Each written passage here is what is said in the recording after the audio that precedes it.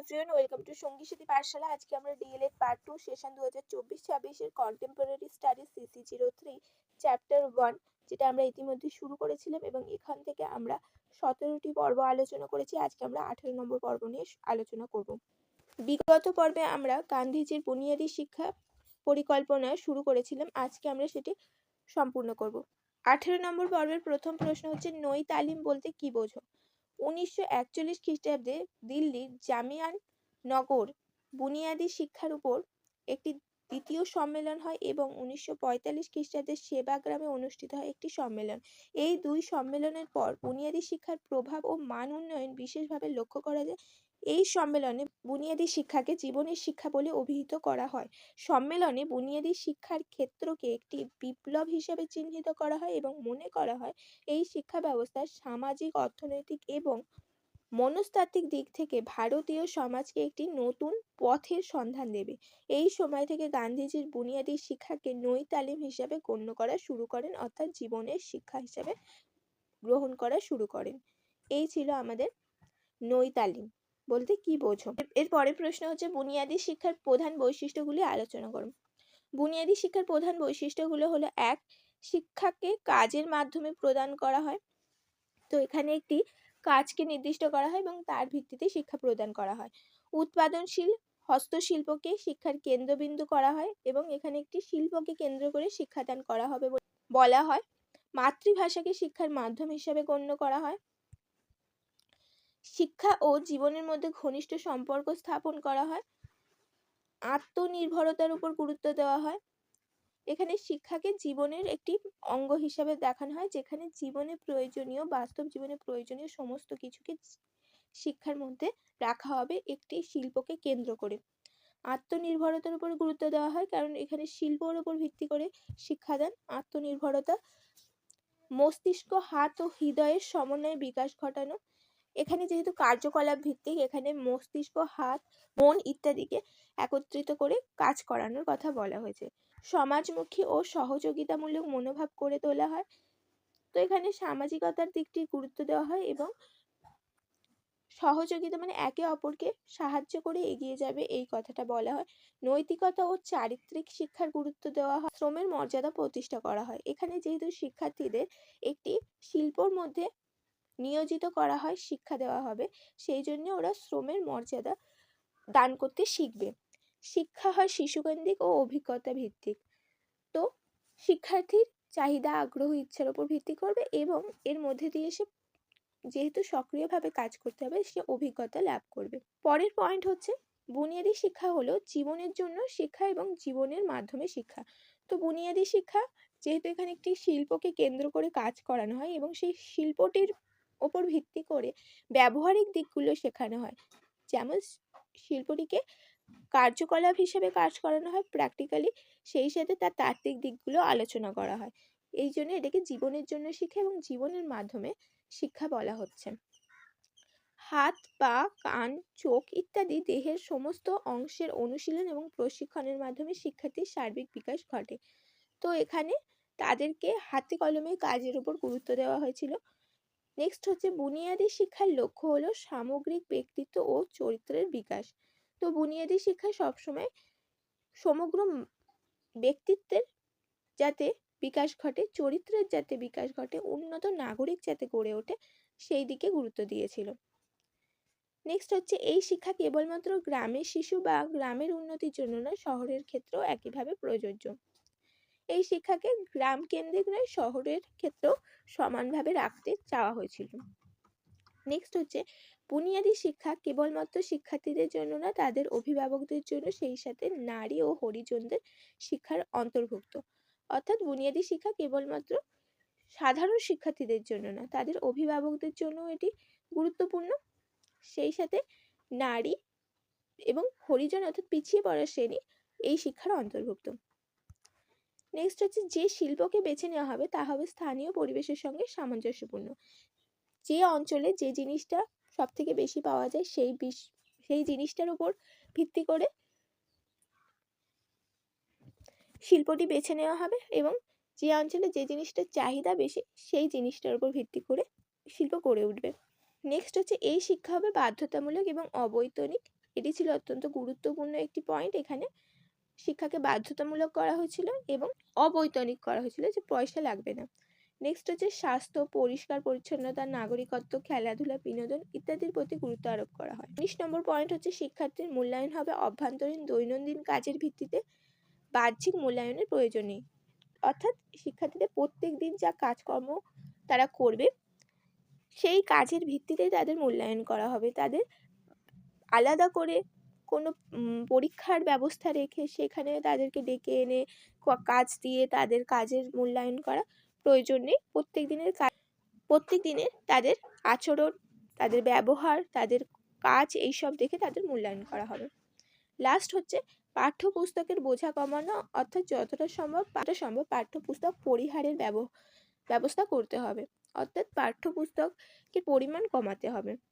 যেহেতু এখানে একটা শিল্পকে কেন্দ্র করে এখানে বিজ্ঞান, ইতিহাস, ভূগোল, অর্থনীতি, সেই সাথে গণিত, কারিগরি ইত্যাদি শেখানো হতো, এর ওপর ভিত্তি করে তো কেবলমাত্র বিষয়টি বা শিল্পটির উপর গুরুত্ব দেওয়া হতো এবং বাদবাকি তাত্ত্বিক দিকগুলি এগুলো কাজটা করানোর সাথে সাথে বোঝানো হতো। নেক্সট হচ্ছে বুনিয়াদী শিক্ষার কয়টি স্তর ও কি কি। বুনিয়াদী শিক্ষাকে সাধারণত 4 ভাগে ভাগ করা যায়। এগুলি হলো প্রাক বুনিয়াদী স্তর বা প্রি বেসিক স্টেজ, প্রায় 3 থেকে 6 বছর বয়সী শিশুদের জন্য প্রস্তুতিমূলক শিক্ষা এখানে দেওয়া হতো। পরেরটি হচ্ছে নিম্ন বুনিয়াদী স্তর বা জুনিয়র বেসিক স্টেজ, এখানে 6 থেকে 11 বছরের বয়সী শিক্ষার্থীদের জন্য প্রাথমিক শিক্ষা। তারপরে উচ্চ বুনিয়াদী স্তর বা সিনিয়র বেসিক স্টেজ, প্রায় 11 থেকে 14 বছর বয়সী শিক্ষার্থীদের জন্য উচ্চ প্রাথমিক পর্যায়ের শিক্ষা এখানে দেওয়া হয়। এবং উত্তর বুনিয়াদী স্তর বা পোস্ট বেসিক স্টেজ 14 বছরের ঊর্ধ্বের শিক্ষার্থীদের জন্য কর্মমুখী ও কারিগরি ভিত্তিক শিক্ষা এখানে দেওয়ার ব্যবস্থা করা হয়। অর্থাৎ বুনিয়াদী শিক্ষা শৈশব থেকে কৈশোর পর্যন্ত ধাপে ধাপে জীবনমুখী ও কর্মমুখী শিক্ষার ব্যবস্থা করে। নেক্সট প্রশ্ন হচ্ছে বুনিয়াদী শিক্ষা পরিকল্পনার উপযোগিতা বা গুরুত্ব আলোচনা করো। বুনিয়াদী শিক্ষার উপযোগিতা বা গুরুত্ব হলো, 1. সেই সময় দাঁড়িয়ে ভারতবর্ষের মতো দেশের জন্য এই ধরনের শিক্ষা ব্যবস্থা গড়ে তোলা অত্যন্ত প্রয়োজনীয় ছিল। বুনিয়াদী শিক্ষা ছিল স্বয়ং ও শক্তিশালী পরিকল্পনা। সেই সময় ছিল জাতির পুনর্গঠন অত্যন্ত জরুরি এবং শক্তিশালী শিক্ষানীতির উপর ভিত্তি করে এটি নির্মিত ছিল। সেই জন্য এটি গুরুত্বপূর্ণ হয়ে ওঠে, কারণ সেই সময় ছিল ভারতবর্ষের মধ্যে একটি জাতীয় চেতনার সম্মুখীন হওয়া একটা পরিস্থিতি এবং এই সময় ভারতে যা অবৈতনিক শিক্ষার দরকার ছিল, সেই সাথে এমন শিক্ষা প্রয়োজন ছিল যেগুলো মানুষের জীবনে কাজে আসবে। নেক্সট হচ্ছে আর্থিক স্বনির্ভরতার উপর এটি গুরুত্ব দিয়েছিল এবং এর উপর প্রতিষ্ঠিত, তাই অর্থনৈতিক দিক থেকে এটি অত্যন্ত গুরুত্বপূর্ণ ছিল। তাছাড়া এই শিক্ষা পরিকল্পনায় জাতীয় অর্থনীতি পুনর্গঠনে সহায়তা করবে, এটাও বিশেষভাবে গ্রহণ করা হয়েছিল। নেক্সট হচ্ছে এই ধরনের শিক্ষা গণতান্ত্রিক এবং সামাজিক, এখানে শ্রেণীভেদ বা জাতিভেদ নেই, ফলে এটি জাতীয় সংহতি থেকে বিশেষ ভূমিকা নেয়। নেক্সট হচ্ছে এটি শিক্ষিত ও অশিক্ষিত সম্প্রদায়ের মধ্যে বিভেদ দূরীকরণে সহায়তা করে। পরের পয়েন্ট হচ্ছে এটি কায়িক পরিশ্রমের সঙ্গে বৌদ্ধিক কাজের দূরত্ব দূর করে এবং ধনী দরিদ্র ও গ্রাম শহরের ভেদাভেদ দূর করে। পরের পয়েন্ট হচ্ছে এই শিক্ষা পরিকল্পনা সক্রিয়তার নীতির উপর প্রতিষ্ঠিত, যা সম্পূর্ণভাবে আধুনিক এবং মনোবিজ্ঞানসম্মত শিক্ষাদান পদ্ধতি। নেক্সট হচ্ছে বুনিয়াদী শিক্ষা ব্যবস্থা বিদ্যালয় ও সমাজের মধ্যে যোগসূত্র স্থাপন করে, সেই জন্য এটি একটি গুরুত্বপূর্ণ শিক্ষার দিক ছিল। নেক্সট এই শিক্ষা সম্পূর্ণরূপে শিক্ষার্থী কেন্দ্রিক। পরের পয়েন্ট হচ্ছে এই শিক্ষা সম্পূর্ণরূপে সৃজনশীল এবং শিক্ষার্থীর ব্যক্তিত্ব বিকাশে বিশেষ ভূমিকা পালন করে। পরের পয়েন্ট হচ্ছে এটি নাগরিকতার শেখায়, শিক্ষার্থীদের দায়িত্বশীল ও কর্তব্যপরায়ণ করে তোলে। নেক্সট পয়েন্ট এই শিক্ষা আমাদের দেশের ঐতিহ্য সংস্কৃতির উপর ভিত্তি করে গড়ে উঠেছিল। নেক্সট পয়েন্ট বুনিয়াদী শিক্ষা পরিকল্পনায় শিক্ষার্থীর সামাজিক উন্নতি মূল্যবোধ গঠনে গুরুত্বপূর্ণ ভূমিকা নেয়। এই ছিল বুনিয়াদী শিক্ষার গুরুত্ব বা উপযোগিতা। কিন্তু লাস্ট প্রশ্ন হচ্ছে বুনিয়াদী শিক্ষার প্রধান ত্রুটিগুলি আলোচনা করো বা বুনিয়াদী শিক্ষার ব্যর্থতার কারণ আলোচনা করো। বলা হচ্ছে যে বুনিয়াদী শিক্ষার একাধিক উপযোগিতা থাকা সত্ত্বেও এই শিক্ষা ব্যবস্থা কিন্তু সফল হতে পারেনি, কারণ এই শিক্ষাকে সঠিকভাবে রূপায়ণের চেষ্টা করা হয়নি। বুনিয়াদী শিক্ষা পরিকল্পনার ব্যর্থতার একাধিক কারণ রয়েছে, যেগুলো হলো এক হচ্ছে এই শিক্ষার রূপায়ণে শিক্ষক, সমাজ নেতা এবং শিক্ষা প্রশাসক সকলেই উদাসীন ছিল, কারণ তারা মনে করেছিল এই ধরনের শিক্ষা পরিকল্পনা বিদ্যালয়কে ক্ষুদ্র শিল্প প্রতিষ্ঠানে পরিণত করে দেবে। শিক্ষার্থীরা অর্থ উপার্জনের যন্ত্র হয়ে উঠবে এবং শিক্ষাক্ষেত্র সম্পূর্ণরূপে অস্বাস্থ্যকর হয়ে উঠবে। অর্থাৎ এখানে যেহেতু শিল্পর উপর ভিত্তি করা হচ্ছিল এবং এখানে শিল্পকে কাজে লাগিয়ে শিক্ষার্থীরা কিছু অর্থ উপার্জন করবে, সেই জন্য তাদের মনোযোগ সম্পূর্ণরূপে ওই শিল্পের প্রতি এবং অর্থ উপার্জনের প্রতি রয়ে যাবে। যথাযথ শিক্ষাদান তাদের মধ্যে হবে না বা শিক্ষা গ্রহণের ইচ্ছেও তাদের থাকবে না। সেই জন্য এটা অস্বাস্থ্যকর হয়ে উঠবে বলে তারা মনে করেছিল। 2 হচ্ছে অনেকেই মনে করে এই শিক্ষার উদার নৈতিক শিক্ষানীতি গ্রহণ করা হয়নি। সেই সাথে অনেক ভ্রান্ত ধারণা ছিল। অনেক অঞ্চলে কোন শিল্পকে নির্ধারণ করা হবে সে বিষয়ে নিশ্চয়তা ছিল না। তো কোন অঞ্চলে কি ধরনের শিল্প নির্ধারণ করা হবে সেটা যেহেতু অঞ্চলের উপর ভিত্তি করে সেটা সবসময় নির্ধারিত হয়েছিল না ফার্স্ট থেকে। নেক্সট হচ্ছে শিক্ষা পরিকল্পনা কখনোই জাতীয় শিক্ষা পরিকল্পনার অংশ হয়ে উঠতে পারেনি, কারণ সমাজে মধ্যবিত্ত উচ্চবিত্ত শ্রেণীর মানুষ এই শিক্ষাকে নিম্নমানের মনে করত। অর্থাৎ এই সমস্ত শ্রেণীর হাতে যেহেতু পয়সা ছিল, তো তারা নিজেদের সন্তানদের এবং নিজেরা এই ইংরেজ পরিচালিত বড় বড় স্কুলগুলিতে বা সরকারি নির্দেশিত বা বেসরকারি ভাবে পরিচালিত স্কুলগুলিতে পড়ে অভ্যস্ত। তারা কখনো এই ধরনের শিক্ষা পরিকল্পনাকে মেনে নেবে এত সহজে, সেটা মনে করাই ভুল। নেক্সট হচ্ছে সমকালীন কিছু মানুষ মনে করতে সমাজে অর্থনৈতিক উন্নতি ও দ্রুত শিল্পায়নের জন্য সমাজের আধুনিকীকরণ ও দ্রুত পরিবর্তন প্রয়োজন।